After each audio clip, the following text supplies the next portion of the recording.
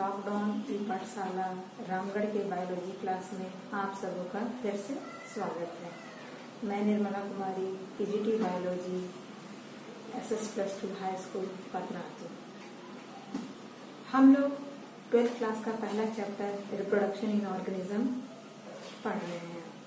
Last video lecture में हम लोगों ने रिप्रोडक्शन क्या है, इसके टाइप्स क्या हैं, बेसिकली एसेक्सुअल रिप्रोडक्शन को डील किया था।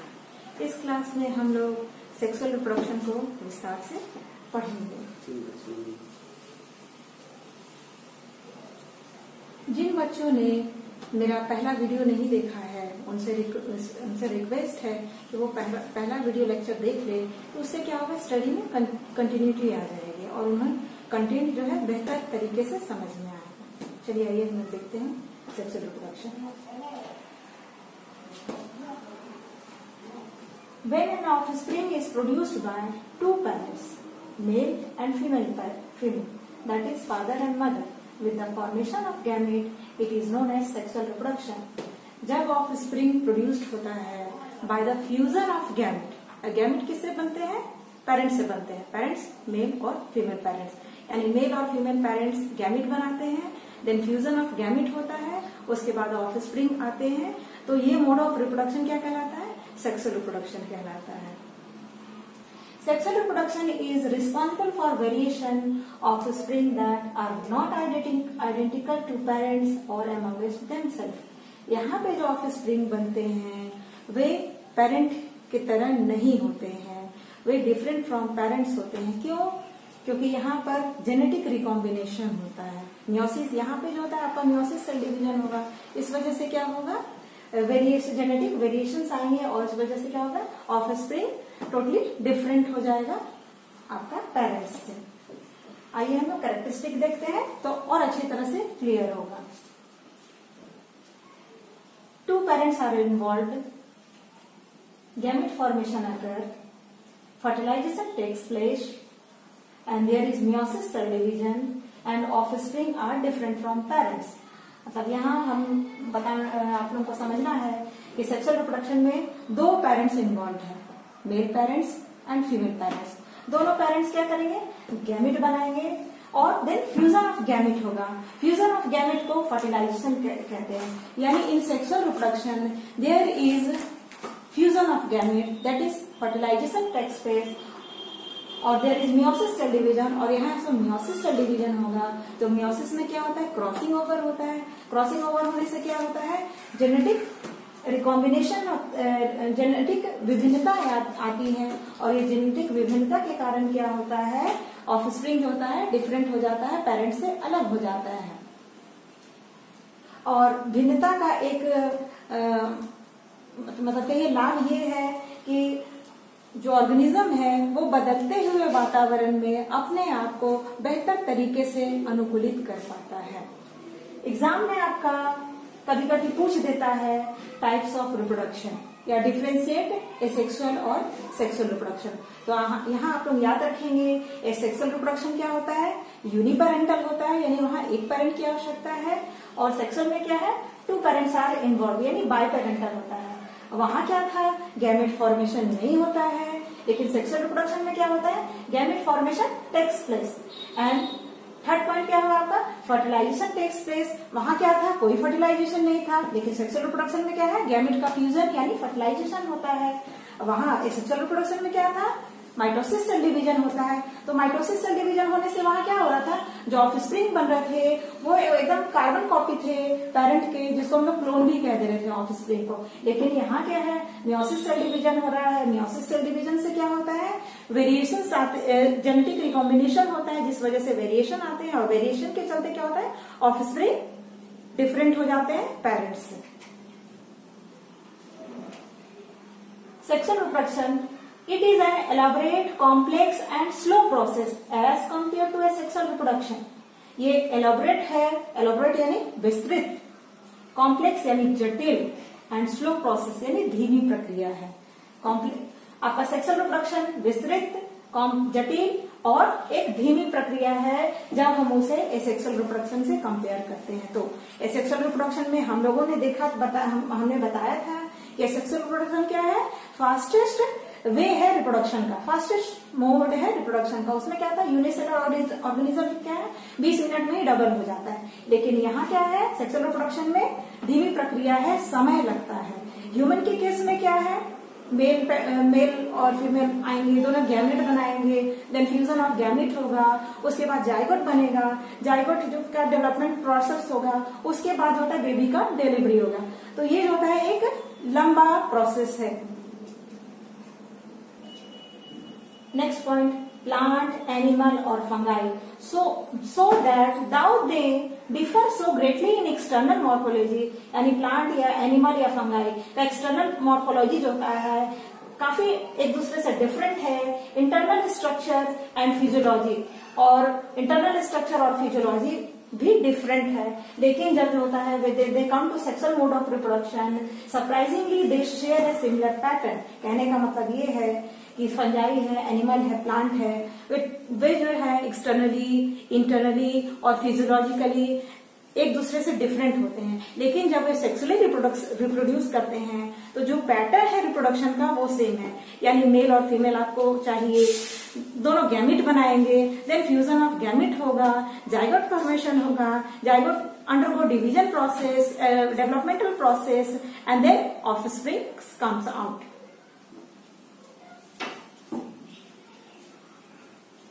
Phases in life cycle of organism.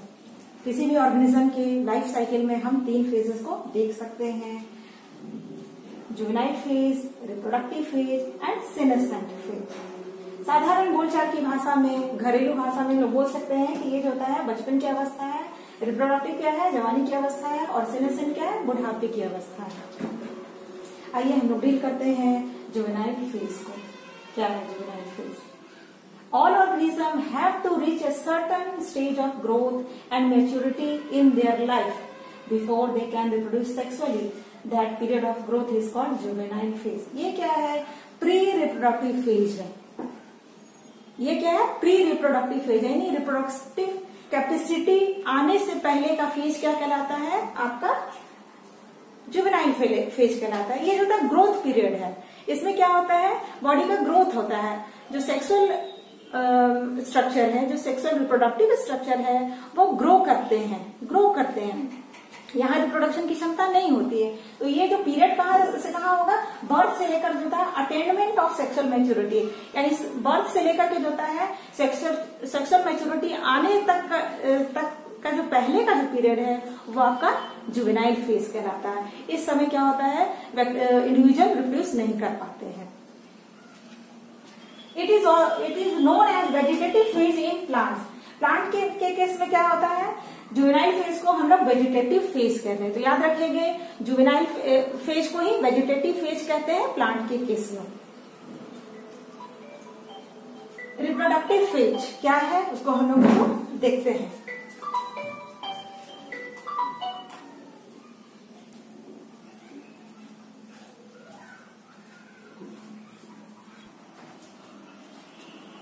The end of juvenile phase, vegetative phase, which marks the beginning of reproductive phase. जहाँ पे आपका जुवेनाइल फेज खत्म होता है वहां से कहीं रिप्रोडक्टिव फेज आपका स्टार्ट होता है।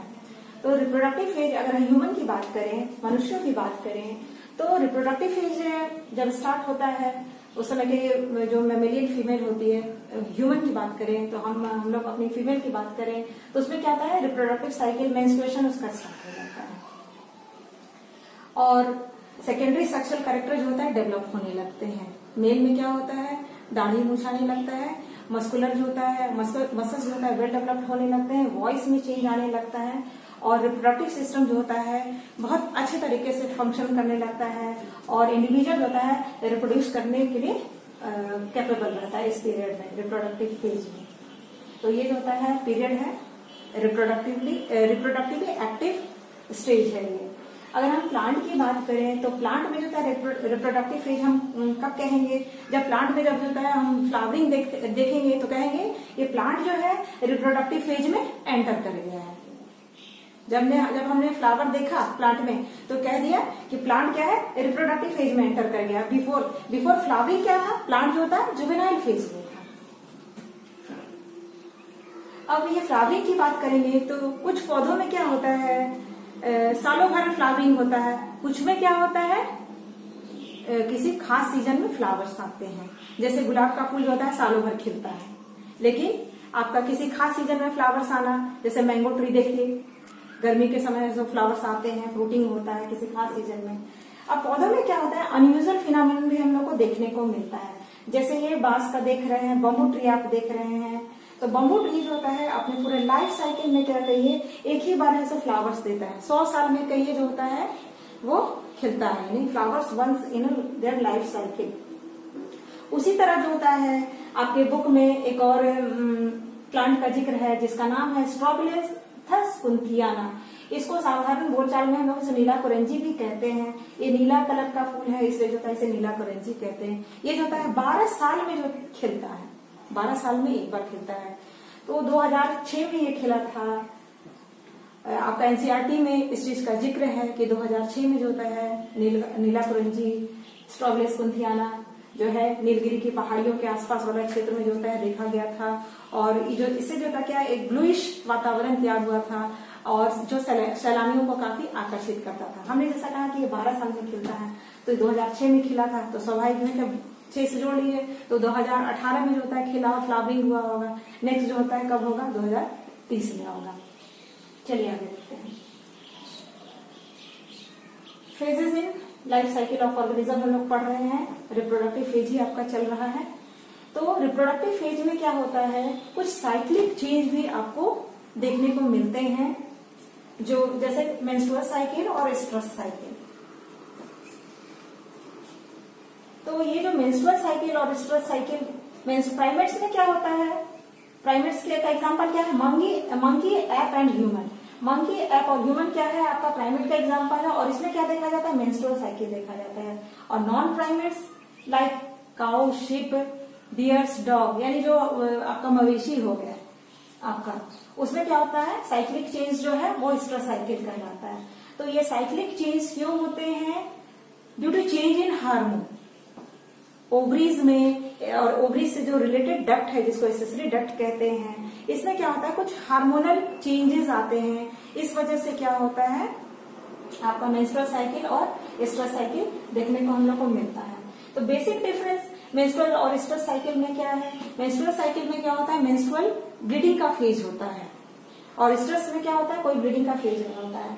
मेंस्ट्रुअल साइकिल में क्या होता है जब एक जो होता है फर्टिलाइज नहीं हो पाता है, अनफर्टिलाइज्ड रहता है, तो वो तो वेस्ट हो गया, तो उसको शरीर से जो बाहर निकाल देना है।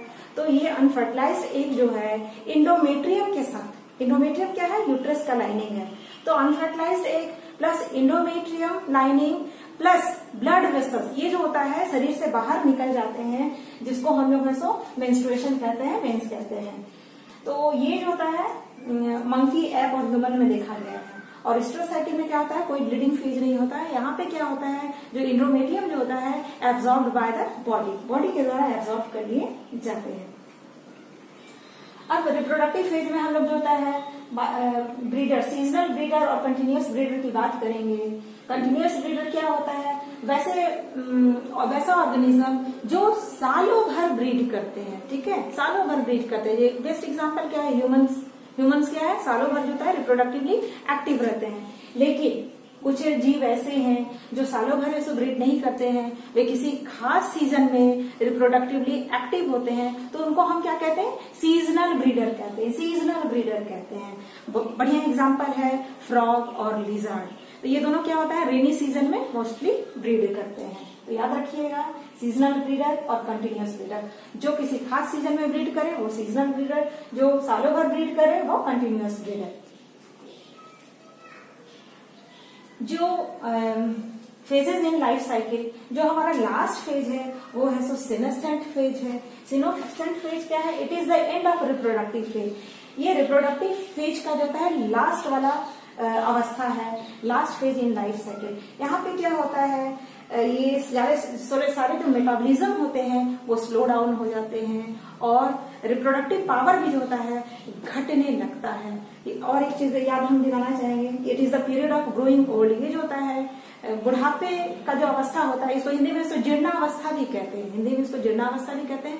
सारा मेटाबॉलिज्म जो होता है स्लो डाउन हो जाता है, रिप्रोडक्टिव सिस्टम जो होता है पूरी तरीके से काम नहीं करते हैं। और यहाँ ये जो होता है सीनेसेंट फेज जो है आपका, नेक्स्ट हम लोग देखेंगे सेक्सुअलिटी इन ऑर्गेनिज्म। और ऑर्गेनिज्म या तो यूनिसेक्सुअल हो सकता है या बाइसेक्सुअल हो सकता है। बाइसेक्सुअल, जैसा कि ये शब्द ये जो सेक्सुअलिटी इन ऑर्गेनिज्म, इसमें हम लोग पढ़ेंगे क्या, बेसिकली हम लोग कुछ टर्म्स को पढ़ेंगे, कुछ टर्मिनोलॉजी है जिसका ज्ञान होना हमें जरूरी है, तो जिससे जो होता है बायोलॉजी की आगे पढ़ाई जो होता है सरल हो जाएगा। हमेशा इन टर्म का जो होता है जिक्र होते रहेगा। ये पूरा रिप्रोडक्टिव यूनिट है, तो पहले हम लोग उसको समझ लेते हैं। बाइसेक्सुअल, जैसा कि वर्ड इंडिकेट कर रहा है, बाई मीन्स टू, सेक्स मतलब सेक्स, लिंग। तो यहाँ पे जो होता है दोनों सेक्स अगर जो होता है सेम बॉडी में प्रेजेंट हो तो उसको हम लोग क्या कहेंगे, बाइसेक्सुअल कहेंगे। तो यहाँ एक टर्म है homothallic and monoecious. Homothallic and monoecious दोनों टर्म जो होता है बाइसेक्सुअल कंडीशन को इंडिकेट करता है। आइए एक टर्म को जो होता है हम अच्छी तरह से समझने का कोशिश करते हैं। होमोथैलिक, होमो मतलब होता है सेम, और थैलिक, थैलिक जो वर्ड आया है थैलस से आया है। थैलस का जिक्र जो होता है आप लोगों ने 11th क्लास में थैलोफाइटा में पढ़ा होगा। थैलोफाइटा ये जो होता है थैलोफाइटा में, थैलोफाइटा क्या होता है, थैलस क्या होता है, when plant body is not differentiated into root, stem and leaf, तब उसको हम लोग थैलस कहते हैं। थैलस यानी आप यहाँ पे समझिए सिर्फ एक बॉडी। जब होमो यानी सेम बॉडी में दोनों सेक्स प्रेजेंट हो तो बाइसेक्सुअल होगा। होमो मतलब क्या होता है, सेम, थैलस यानी बॉडी, यानी सेम बॉडी में जब दोनों सेक्स प्रेजेंट हो तो उसको हम होमोथैलिक कहेंगे।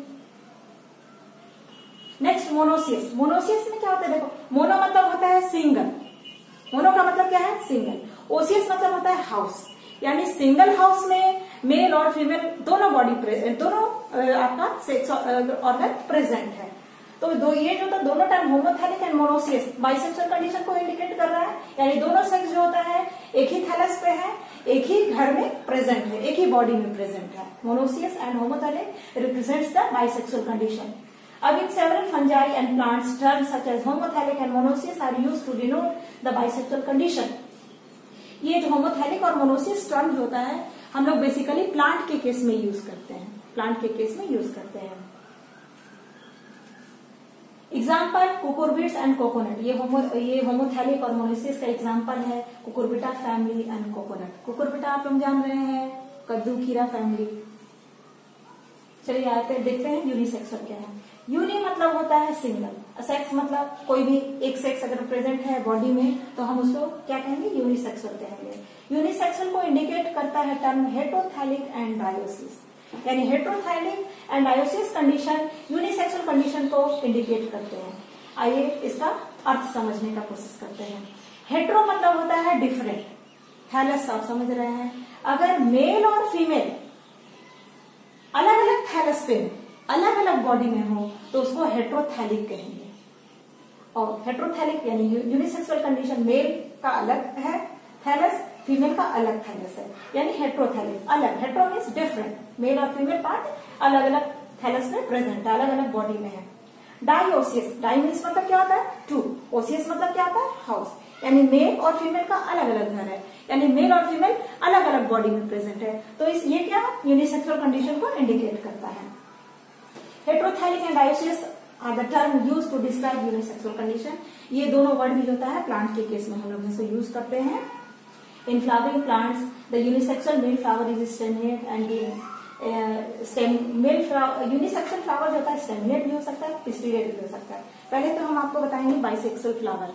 तो बाइसेक्सुअल फ्लावर क्या है, अगर फ्लावर जो होता है आपका मेल, फ्लावर में मेल पार्ट भी प्रेजेंट है और फीमेल पार्ट भी प्रेजेंट है। मेल पार्ट यानी क्या, एंड्रोसियम प्रेजेंट है, और फीमेल पार्ट यानी क्या, गाइनोसियम प्रेजेंट, यानी फ्लावर कंटेन्स एंड्रोसियम और gynoecium, then it is known as bisexual flower. तो यहाँ यूनिसेक्सुअल में हम बोल रहे हैं कि यूनिसेक्सुअल फ्लावर होता है मे बी स्टेमिनेट और मे बी पिस्टिलेट। तो स्टेमिनेट में क्या होगा, यूनिसेक्सुअल फ्लावर कंटेन्स ओनली आपका male part that is stem. अगर फ्लावर में सिर्फ स्टेमेन है तब फ्लावर को हम लोग कहेंगे स्टेमिनेट कहेंगे, तो यूनिसेक्सुअल हो गया। और अगर फ्लावर में सिर्फ पिस्टल है, यानी पिस्टल क्या है, फीमेल पार्ट है, तब इसको हम लोग क्या कहेंगे, पिस्टिलेट कहेंगे। तो ये सब क्या है, यूनिसेक्सुअल फ्लावर को इंडिकेट करता है। आपका हेटेरोथैलिक डायोसिस का एग्जांपल है papaya and date palm. Next जो टर्म है वो है हर्माफ्रोडाइट। हर्माफ्रोडाइट टर्म जो है बाइसेक्सुअल कंडीशन को इंडिकेट करता है। एनिमल के केस में ये टर्म जो है बेसिकली एनिमल के केस में यूज होता है। हर्माफ्रोडाइट बाइसेक्सुअल कंडीशन को दिखाता है। Bisexual animals that possess both male and female reproductive organs are called hermaphrodite. यदि ये सेम ऑर्गन में, सेम बॉडी में male reproductive structure, female reproductive structure दोनों प्रेजेंट है, तब जो होता है एनिमल क्या कहलाएगा, हर्माफ्रोडाइट कहलाएगा। एकदम बढ़िया एग्जांपल है हर्माफ्रोडाइट का अर्थवर्म, स्पंज, आपका टैपवर्म, लीच। इसको हम लोग जो होता है फिगर के माध्यम से अच्छा से समझने का कोशिश करते हैं। आइए देखते हैं। अर्थवर्म आपका देखिए यहाँ पे आपका अर्थवर्म को दिखाया गया है। ये आपका कारा है, ये आपका जो है मार्केंसिया को दिखाया गया है, मेल और फीमेल कॉकरोच को दिखाया गया, ये बाइसेक्सुअल फ्लावर को दिखाया है। यहाँ अर्थवर्म पे कंसंट्रेट कीजिए। अर्थवर्म में जो ये आप जो रीजन देख रहे हैं, है ना, ये जो आप रीजन देख रहे हो वो क्लाइटेलम कहलाता है। अर्थवर्म तो सभी लोगों ने देखा है, तो देखोगे कुछ सेगमेंट जो होते हैं उसके जो होता है फ्यूज करके एक पट्टी सेगमेंट में जो एक सेगमेंट बनाता है जिसको क्लाइटेलम कहते हैं। तो वहां पे क्या होता है, मेल और फीमेल जो होता है पार्ट्स प्रेजेंट होते हैं। देख रहे हो यहाँ पे एक सेगमेंट में आपका टेस्टिस प्रेजेंट है, दूसरा सेगमेंट क्या है, आपका ओवरी प्रेजेंट है। तो ये जो होता है क्लाइटेलम रीजन में देखने को मिलता है। तो यहाँ क्या है, मेल और फीमेल पार्ट दोनों प्रेजेंट है ऑन द सेम अर्थवर्म। एक ही अर्थवर्म में मेल पार्ट और फीमेल पार्ट दोनों प्रेजेंट है, तब इसको हम लोग इसको क्या कहेंगे, बाइसेक्सुअल कहेंगे, हर्माफ्रोडाइट कहेंगे। नेक्स्ट जो है आपका ये जो देख रहे हो चारा, है ना, चारा देख रहे हो, चारा क्या है आपका, फंगस है। तो यहाँ देखो एंथ्रेडियम देख रहे हो, ये मेल सेक्स ऑर्गन है। उगोनियम देख रहे हो जो फीमेल सेक्स ऑर्गन है। तो ये जो होता है सेम बॉडी में प्रेजेंट है, तो उसको हम लोग क्या कहेंगे, मोनोसियस कहेंगे, है ना। मोनो मतलब सिंगल, ओसियस मतलब हाउस, एक ही घर में प्रेजेंट है, एक ही प्लांट बॉडी में प्रेजेंट है, तो ये मोनोसियस का एग्जाम्पल हो गया आपका। नेक्स्ट जो है आपका ये जो आप देख रहे हो मोनोसियस है, साथ ही साथ जो है ये आपका क्या है, आपका होमोथैलिक है ना, होमोथैलिक है, सेम बॉडी में प्रेजेंट है। नेक्स्ट आपका ये हेटेरोथैलस का एग्जांपल दिखाया गया है। यहाँ देखो मेल थैलस अलग है, फीमेल थैलस अलग है।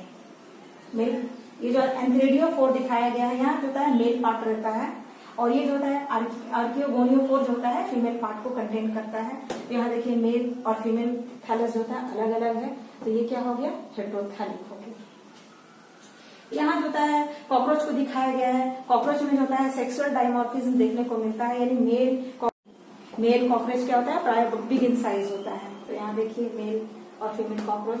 नेक्स्ट ये जो होता है फिगर को दिखाया गया, ये बाइसेक्सुअल फ्लावर को दिखा रहा है, जिसमें क्या होता है एंड्रोसियम भी प्रेजेंट है, गायनोसियम भी प्रेजेंट है। ये जो आप देख रहे हो स्टेमेन, ये एंड्रोसियम का पार्ट है, मेल पार्ट है। और ये जो था कार्पेल, गायनोसियम यानी कार्पेल, गायनोसियम का यूनिट क्या है, कार्पेल, फीमेल पार्ट को दिखा रहा है। यानी फ्लावर में आपका मेल पार्ट भी है और फीमेल पार्ट भी है। तो वैसा फ्लावर जिसमें मेल और फीमेल पार्ट दोनों प्रेजेंट है, उसको हम लोग क्या कहते हैं, बाइसेक्सुअल फ्लावर कहते हैं।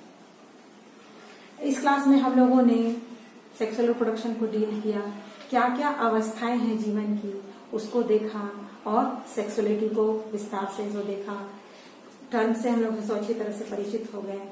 नेक्स्ट क्लास में हम लोग आपका इवेंट इन सेक्सुअल रिप्रोडक्शन देखेंगे। तब तक आप लोग इसको रिवाइज करते रहें। Thank you, don't waste the time.